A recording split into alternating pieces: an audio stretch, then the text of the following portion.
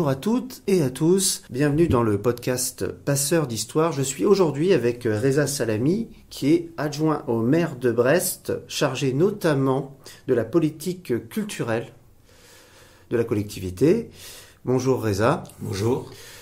Dans un premier temps, pouvez-vous vous présenter et dire un peu qui vous êtes à ceux qui nous écoutent?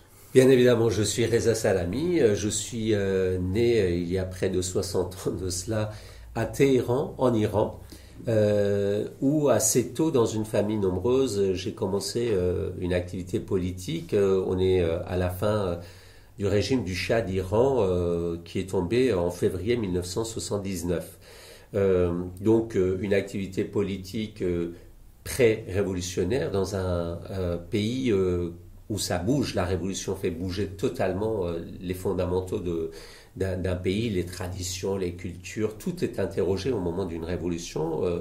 Les Françaises et les Français l'ont connu en 1789, en 1848 par la suite, au moment de la commune de Paris également, mais en Iran, en 1979, une révolution avec une inspiration démocratique s'est levée, et puis elle a été fourvoyée parce que l'histoire de géopolitique voulait que l'Union soviétique, qui avait occupé 2 années auparavant l'Afghanistan, soit contenue. Donc plusieurs pays occidentaux, les États-Unis, l'Angleterre, la France, se sont réunis pour essayer de comprendre comment on peut contrer l'invasion de l'Afghanistan et comment on peut contrer la propagation, en fin de compte, du communisme dans le monde. Et puis l'islam était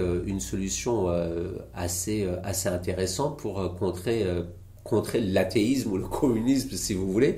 Et donc on a encouragé un barbu qui est venu de Najaf, d'Irak, ici à Neauphle-le-Château en France, où l'ensemble du monde politique et d'ailleurs l'ensemble du monde intellectuel, je dirais, des gens comme Sartre, Julie, etc., ont soutenu Khomeini, qui a réussi à fourvoyer totalement ses inspirations démocratiques du peuple iranien, et arrivé en Iran a commencé à totalement massacrer toutes sortes de voix démocratiques et les femmes et les hommes qui allaient contre la loi de charia de l'islam.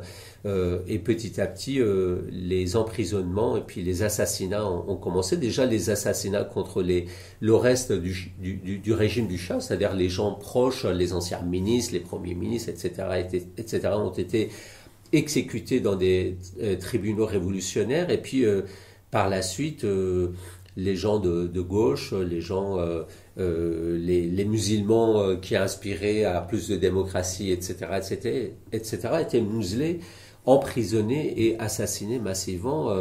Il y a à peu près 1 million d'Iraniens qui ont été tués pour des raisons politiques. 1 million d'Iraniens ont été morts également au moment de la guerre entre l'Iran et l'Irak. Et puis aujourd'hui, à peu près 8 millions d'Iraniens sont exilés dans le monde. Et c'est la première fois une espèce d'exil ou d'exode est connu en Iran, alors que pendant des milliers d'années, ce pays n'a pas connu d'exode. Donc je fais partie de ces exilés iraniens qui est arrivé donc en tant que réfugié politique à Paris. J'ai quitté mon pays clandestinement avec tous les risques que vous ne pouvez même pas imaginer, en passant par les montagnes pour arriver en Turquie. Et puis via la Turquie, je suis arrivé en France, demandeur d'asile politique. Je suis resté 1 an et demi à Paris et par la suite, grâce au jeu d'échecs, je suis arrivé à Brest, où j'étais non seulement un croyant de jeux d'échecs, mais un pratiquant. Donc je suis arrivé ici pour donner des cours d'échecs, et je suis tombé sous le charme de cette ville, et depuis près de maintenant 40 ans, je vis à Brest, et depuis mars 2008, je suis élu conseiller général et adjoint au maire de Brest. Et donc maintenant, cela fait un certain nombre d'années que je m'occupe de la politique culturelle de la ville de Brest. Très bien. Qu'est-ce qui vous a le plus marqué la première fois que vous êtes arrivé à Brest ? Quand je suis arrivé à Brest, les quelques amis que j'avais me disaient oh là là, tu vas à Brest, c'est une catastrophe, c'est une ville morte, c'est un village, il pleut tout le temps, il fait mauvais, etc. etc. Et je suis arrivé à Brest une nuit avec le train de Paris à Brest et donc la Fédération française des échecs m'avait loué une chambre à l'hôtel Vauban. Et le lendemain, quand j'ai quitté l'hôtel, j'ai vu des milliers de personnes partout, devant l'hôtel, devant le jardin, rue de Siam, rue Jean Jaurès, place de la Liberté. Il y avait des marchands de merguez, etc., etc.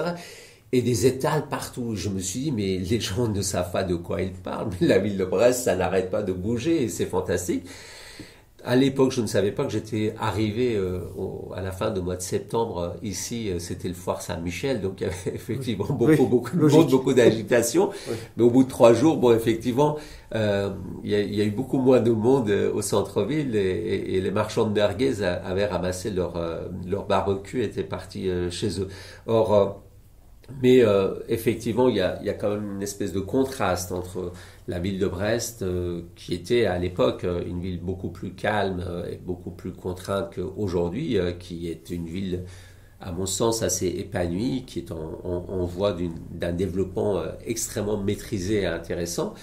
Mais comparer Brest il y a 40 ans avec Paris, bien évidemment, ça crée un contraste. Donc, j'étais très heureux puisque j'avais la vie sauve. J'étais très heureux puisque je pouvais apprendre une nouvelle langue, apprendre à mieux connaître l'histoire de France que j'avais déjà côtoyé donc dans ma jeunesse en Iran à travers des écrivains, à travers des historiens. Donc, la France a toujours été un phare pour tous les désireux, en fin de compte, de la démocratie du monde entier. Or, je connaissais déjà l'histoire de France et j'ai commencé à connaître de mieux en mieux l'histoire de Brest à travers ses municipalités, à travers son histoire assez rocambolesque et ancienne, entre, je dirais, les Romains qui sont arrivés ici, IIIe siècle, et puis des périodes fantastiques de déchirement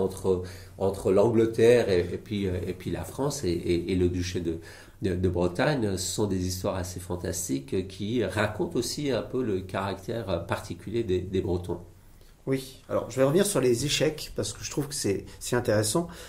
En quoi la pratique des échecs dans la vie au quotidien, dans ce qu'on peut faire, quel est l'apport? C'est-à-dire au-delà de la concentration, quel est l'apport du jeu d'échecs pour soi, dans même son développement personnel ou son rapport aux autres? Est-ce qu'il y a quelque chose de cet ordre-là? Je dirais le premier enseignement des échecs, pour moi, c'est l'humilité.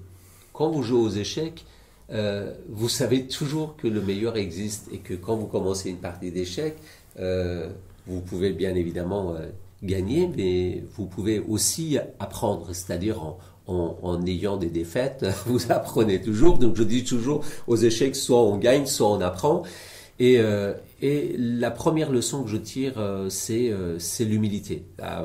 Le plus fort existe. La personne qui est en face de vous pourrait vous battre aux échecs. Et là, je peux vous assurer que c'est quand même assez violent parce que ce n'est pas votre roi qui est mis en échec, c'est vous-même, c'est votre intellect, c'est votre capacité d'anticipation, de calcul qui est mise en difficulté. Donc c'est un jeu qui est assez fantastique. Et puis bon, forcément, ça donne des possibilités de réfléchir différemment, c'est-à-dire qu'à chaque fois que vous vous engagez à jouer à un coup, vous devriez quand même calculer beaucoup d'événements, beaucoup de changements sur l'échiquier, et les changements sur l'échiquier sont aussi importants que tous les changements qui peuvent englober notre univers. Un ancien champion du monde des échecs disait que sur l'échiquier, il y a beaucoup plus d'aventures que sur toutes les mers du monde. Donc voilà, c'est assez infiniment grand. Alors, vous êtes rentré en politique. A priori, vous étiez plutôt à gauche déjà à l'époque en Iran. Donc, cheminement logique d'arriver en France et plutôt, effectivement, avec une envie de vous investir dans un parti de gauche. Qu'est-ce qui fait qu'on passe effectivement le Rubicon de passer de citoyen, spectateur à acteur, et comment un peu ça se passe cette rencontre avec celles et ceux qui font que voilà, on a cette proposition de viens, rejoins-nous et faisons ensemble un certain nombre de choses pour faire évoluer telle ou telle politique. Quand j'étais en Iran, au moment de la Révolution, effectivement, je me suis engagé dans un parti marxiste et je peux vous assurer qu'on était tous assoiffés d'apprendre. Donc nous avons en groupe de personnes intellectuelles, je dirais, on a eu de la chance de participer dans des colloques avec des écrivains, avec des gens, notamment des Iraniens qui étaient issus des différents mouvements politiques en Europe ou aux États-Unis, qui étaient rentrés en Iran, d'apprendre à comprendre ce que c'est le marxisme, le matérialisme historique, le matérialisme dialectique. Et donc, je me suis un petit peu habitué à ce langage de la gauche en général, et puis à comprendre l'histoire de la gauche, c'est-à-dire vraiment aller commencer à comprendre la naissance de la pensée, de la philosophie, et puis l'arrivée de Hegel, de Feuerbach, et puis de Marx et Engels, donc des choses auxquelles les gens ici ne sont pas tellement habitués, même des gens de gauche, je dirais, ne sont pas dans cette démarche de construction intellectuelle de la gauche. On est de gauche en France parce que ses parents votaient à gauche, par exemple, voilà, c'est extrêmement noble, mais j'étais dans un parcours de construction intellectuelle de ce que c'est que d'être de gauche. Et quand je suis arrivé en France, pendant quelques années, ce lien avec l'Iran est resté extrêmement solide. Je pensais retourner en Iran assez rapidement, au bout de quelques mois, quelques années. C'est d'ailleurs la raison pour laquelle j'étais rétif à l'apprentissage de la langue française, puisque je me disais, mais je vais retourner dans mon pays. Et puis, chaque mot que j'apprenais, c'était comme si je détruisais un pont qui me liait à mon pays d'origine derrière moi. Puis, quand l'espoir d'un retour rapide en Iran s'étiole, petit à petit, on se dit, il va falloir apprendre à maîtriser un petit peu la langue et puis à comprendre où nous sommes.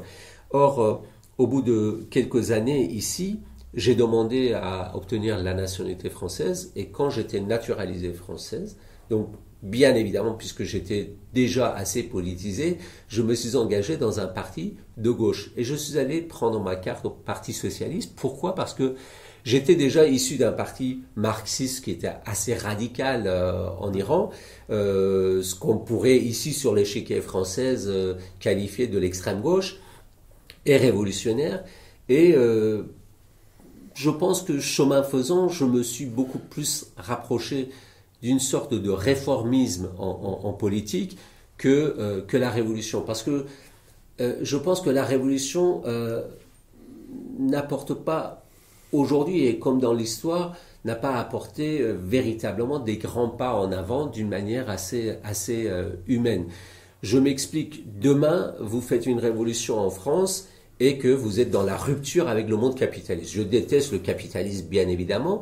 Le capitalisme est né au milieu du XVIe siècle jusque maintenant. Ça génère beaucoup de frustration, beaucoup de dégâts, beaucoup d'inégalités entre les êtres humains. Ceci étant dit, je ne connais pas un autre système qui peut remplacer le capitalisme aujourd'hui. Et demain, la rupture avec le monde capitaliste qui est promis par la gauche radicale ou extrême, ferait que la France serait une espèce de l'îlot qui sera en rupture avec le monde entier, puisque le monde entier est dans un système capitaliste aujourd'hui. Si demain vous êtes président de la République et vous dites je veux être en rupture avec le monde capitaliste, c'est-à-dire que vous ne travaillez plus avec l'Allemagne, avec l'Angleterre, avec les États-Unis, avec la Chine, avec la Russie, avec personne en fait. Donc vous pouvez peut-être travailler avec Venezuela ou je ne sais pas, et encore. Or, ce qui fait que c'est une promesse qui ne pourrait pas être tenue. Et je pense que les hommes politiques devraient mesurer les dégâts que ça crée, les frustrations que ça crée, si vous promettez des choses que vous ne pouvez pas tenir. Or, une révolution qui nous annonce la rupture avec le monde de capital, c'est fantastique, c'est très humain, ça serait génial, je signerais dès demain, sauf que ça n'est pas réalisable aujourd'hui au regard de l'histoire déjà du capitalisme, que Marx qualifiait comme un système révolutionnaire. C'est-à-dire que Marx avait bien étudié l'arrivée du capital et le capitalisme, c'est-à-dire le moment où on est dans le mercantilisme pendant 2 siècles, où on va coloniser, on va saccager, on va piller l'or et l'argent des autres pays, ce qu'on a appelé le colbertisme ici en France, et puis la période où depuis Adam Smith, on est tombé dans le libéralisme, où on a compris qu'on ne peut pas, on peut pas s'enrichir si on a des voisins pauvres. Donc cette période nous annonce aussi les changements dont les capitalistes sont capables. D'ailleurs, les discussions autour du capitalisme aujourd'hui dans les revues comme l'Économiste démontrent à quel point les capitalistes sont en train de réfléchir à comment avancer pour que le système ne tombe pas. Or, si quelqu'un connaît un système qui remplace demain dans le monde entier le capitalisme, je suis tout à fait preneur. Je ne défends absolument pas le système capitaliste qui est un système dévastateur, et je défends les réformes puisque je pense que avec des réformes, un bon tien mieux que 2 tu l'auras en fait. Voilà, comme dit la sagesse populaire. Oui. Tout à fait. Alors justement, la politique menée en termes donc de culture à Brest est reconnue par tous. Hein, ça c'est pas c'est quelque chose que tout le monde dit. Donc du coup, je ne fais qu'effectivement que le rapporter. Qu'il y a une politique volontariste, que c'est un budget important, sur un certain nombre d'équipements, sur le soutien aux associations, sur même le soutien au patrimoine. Donc, moi, je pense à la Tour Tanguy qui a été restaurée en plusieurs phases.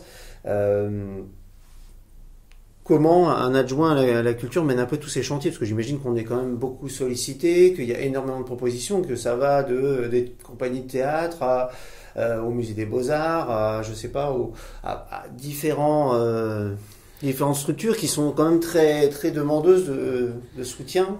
Le fondement, en fin de compte, de la politique culturelle, déjà sous le 5e République, on le doit énormément à André Malraux. C'est-à-dire il faut aider énormément la création et il faut aider la diffusion. Donc ça, c'était les fondamentaux d'André Malraux. La plupart des collectivités que je connaisse s'attellent à aider les créateurs et leur permettre la diffusion des offres, ce qu'on fait ici à Brest. Et puis les années de Jack Lang sont passées par là pour dire il va falloir démocratiser la culture. Donc il faut permettre à tout le monde, à chacun, les droits culturels, etc., ça, puisse avoir accès à l'art et à la culture. Donc, chose que l'on fait ici, avec le réseau La Culture, partageons-la. Depuis que je suis élu en charge de la culture, la question principale que j'ai portée, en fin de compte, le plus que j'ai pu apporter modestement, c'était la question de transmission. Je pense que on fait beaucoup, et c'est jamais assez, bien évidemment, puisque la culture, c'est le fondement, en fin de compte, de tout. C'est l'ignorance qui permet à des choses barbares et ancestrales d'avancer dans nos sociétés. La culture, c'est vraiment la boussole qui permet à tous les peuples de pouvoir aller vers un lendemain plus humain et plus brillant. Or, nous avons demandé à ce qu'une étude soit faite dès le départ ici à Brest, une espèce de diagnostic scientifique pour savoir où en sommes-nous dans l'acte de la transmission culturelle. C'est-à-dire que les artistes entre eux, est-ce que véritablement il y a des passerelles? Est-ce que il y a une sorte de dialogue entre les artistes, entre les pairs? Et est-ce que entre les générations précédentes et les générations actuelles et les générations futures, il y a la transmission nécessaire en matière artistique? C'est pourquoi nous avons fait les constats et nous avons commencé le combat de demander le label 100% EAC. Aujourd'hui, une partie importante, en fin de compte, de notre budget est consacrée à cette transmission, ce qui fait que dès que vous êtes né à Brest, vous allez être touché dans votre trajectoire de vie par l'art et la culture. De telle sorte que demain, vous ne serez pas face à votre ignorance. Demain, quand vous êtes face à un tableau dans un musée, vous êtes souvent face à votre ignorance. C'est la raison pour laquelle, d'ailleurs, les Français ne vont pas souvent au musée.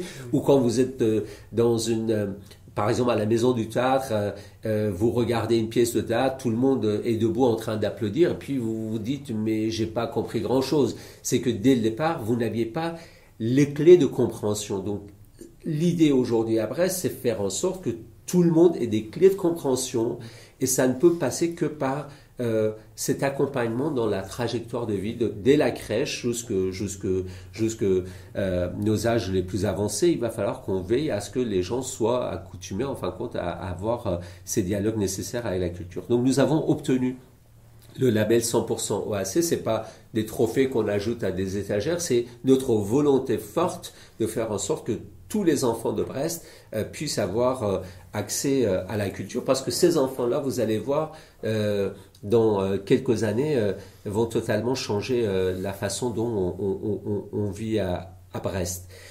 Ce label est important, le label Ville d'Art et Histoire est important parce que depuis les traumatismes de guerre, c'est-à-dire que quand avant la guerre, la Seconde Guerre mondiale, les Brestoises et les Brestois étaient contraints de quitter la ville, quand ils sont revenus ici, avant qu'ils arrivent à Brest, ils ont entendu l'explosion, en fin de compte, de l'abri Sadi Carnot, où chacun a perdu un membre de sa famille pratiquement dans cette explosion, des traumatismes extraordinaires.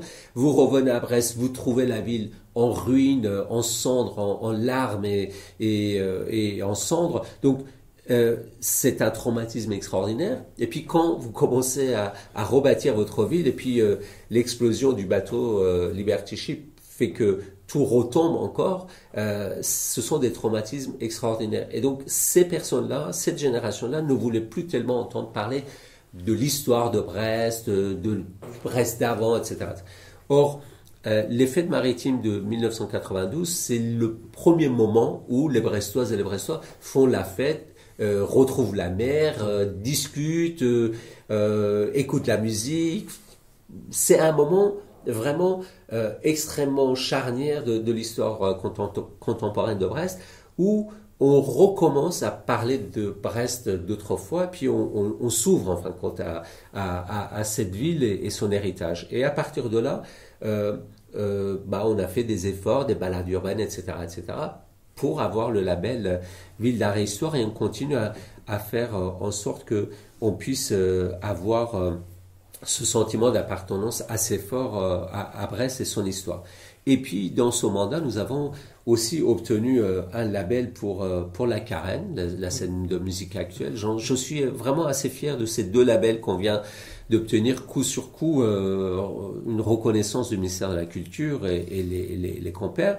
La Carène est considérée comme une scène de musique actuelle au niveau national, ce qui permet de consolider ses financements et donc ses investissements futurs. Donc, nous arrêtons pas d'irriguer de la culture le territoire, mais encore ces reconnaissances pour les femmes et les hommes qui animent le monde culturel est extrêmement important. Vous me demandiez, est-ce que c'est fatigant d'être autant présent? Effectivement, vous avez raison.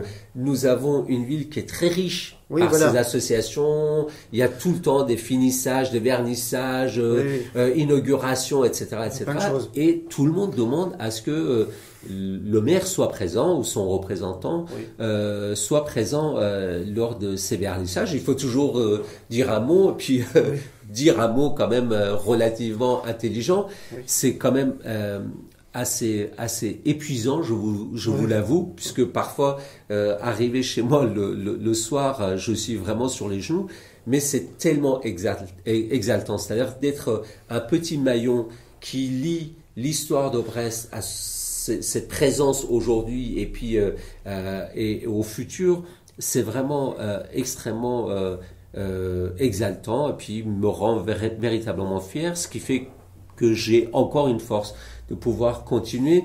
Je vous avoue que chaque festival demande à ce que vous soyez là, chaque vernissage demande à ce que vous soyez là, et les gens ne se rendent peut-être pas compte qu'il y a des vernissages et des festivals tous les jours de l'année qui commencent ici, oui. Et que vous êtes obligé de préparer toujours un mot, d'être présent partout. Mais sincèrement, j'en suis vraiment fier. Et cette trajectoire de vie, vous vous rendez compte, je suis aujourd'hui banni de mon pays natal. Je n'ai pas le droit d'aller en Iran. Et vous pouvez comprendre l'attachement d'Annette à sa famille, à son pays, à sa langue, à sa culture d'origine. Et être aujourd'hui à Brest un citoyen, je dirais, de premier rang, parce qu'il suffit d'aller dans les rues avec moi, vous voyez que la plupart des gens me connaissent, bonjour. Et donc ça me rend aussi fier et honoré véritablement de la situation que je vis aujourd'hui et avoir ne serait-ce que humblement un petit impact sur l'histoire présente et puis l'avenir de la ville de Brest me comble au plus haut point. Oui, tout à fait. Je peux tout à fait entendre et comprendre cette satisfaction de faire cette chose aussi exaltante qui est effectivement de relier tout ça. Justement, le canot de l'empereur et aux ateliers des Capucins, je souhaitais terminer par ça, parce que on me pose régulièrement la question en pensant que les représentants des médias ont les réponses, on ne les a pas, et je ne suis pas sûr que vous l'ayez non plus. Est-ce qu'un jour le plan relief de la ville reviendra ici, à Brest? Est-ce que c'est quelque chose qui est dans les cartons? Est-ce que c'est une demande de la ville? Ou est-ce que... Nous menons deux combats, sans trahir les secrets. Voilà. Le plan relief de Brest, on fait tout pour le faire revenir à Brest. Et il y a les deux statues qui étaient au cours d'Ageot, donc qui sont aujourd'hui les fiertés du Louvre. Donc nous sommes en pourparlers avec Laurence Descartes, la directrice présidente du Louvre, pour essayer de trouver une solution pour que ces statues soient de nouveau au cours d'Ageot. Donc je ne vais pas vous donner beaucoup plus de détails sur les deux sujets parce que je vais trahir des secrets qui sont... Et puis il y a des discussions extrêmement... vous imaginez... c'est pas si simple que ça. Ça n'est pas simple, mais je suis quasiment certain que sur les deux combats qu'on est en train de mener, on arrivera à avoir des succès et je suis persuadé que les Brestoises et les Brestois seraient fiers de ce que la municipalité est en train d'engager sans fanfaronner, mais véritablement, là vous parlez du canot de l'empereur, effectivement, c'est quand même une opération extraordinaire, le retour de ce canon ici au plateau des Capucins. Sachez que nous ne sommes pas bras ballants et je vous assure, à titre personnel, la première fois que j'ai pris la parole en groupe majoritaire du groupe municipal, c'était le lendemain de mon élection en tant que conseiller général, une élection directe puisque c'est les gens qui votent pour vous. Et puis j'étais sur la liste de François Cuandre et puis adjoint au maire. La première fois que j'ai pris la parole, c'était pour m'inquiéter de ces deux statues. Et depuis, je me suis mis à chercher dans les archives de la ville de Brest qu'est-ce qui s'est passé, pourquoi ces deux statues ont quitté le cours d'Ageot pour aller Château de Marly et puis à Paris aujourd'hui. Et je me suis depuis ce jour-là battu pour que ces deux statues reviennent. Puis j'ai appris entre-temps qu'il y a eu une négociation entre l'État et Georges Lombard, à l'époque maire de Brest, pour que, à la place de ces deux statues, les deux chevaux qui sont aujourd'hui au square Monseigneur Roule soient donnés à Brest, parce que pour ces deux statues de Neptune et Amphrite qui sont au Louvre aujourd'hui, la ville de Brest n'a pas de titre de propriété. Ces deux statues ont été données par l'État à la ville de Brest. Nous avons trouvé des correspondances des députés de l'époque qui remercient l'État de nous avoir donné ces deux statues. Donc voilà, l'histoire est assez fantastique, mais sachez que depuis beaucoup d'élus, et notamment donc le maire de Brest, François Cuandre, font beaucoup pour que ces, entre guillemets, injustices historiques soient rétablies et que le plan de relief et les deux statues de quoi ils évoquent, ça revienne à Brest. Faire à suivre, alors, c'est encourageant. Pour ceux, en tout cas, qui se posent la question, justement, par rapport au retour. Exactement, on croise les doigts et on est dans le combat. Oui, très bien. Merci beaucoup pour cet échange passionnant. C'est infiniment. Et à bientôt.